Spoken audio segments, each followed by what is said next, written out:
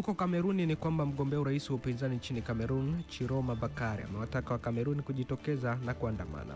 Chiroma Bakari amewataka wa Kameruni kuandamana endapo baraza la katiba litatangaza kile alichokiita matokeo potofu na yaliyochakachuliwa kwenye uchaguzi mkuu uliokuwa na ushindani mkali. Rais wa sasa Paul Biya mwenye umri wa miaka 92 anasaka muhula wa 8 ili kurefusha utawala wake wa miaka 43 baada ya uchaguzi mkuu uliofanyika Oktoba 12 na ambao umekumbwa na madai ya udanganyifu.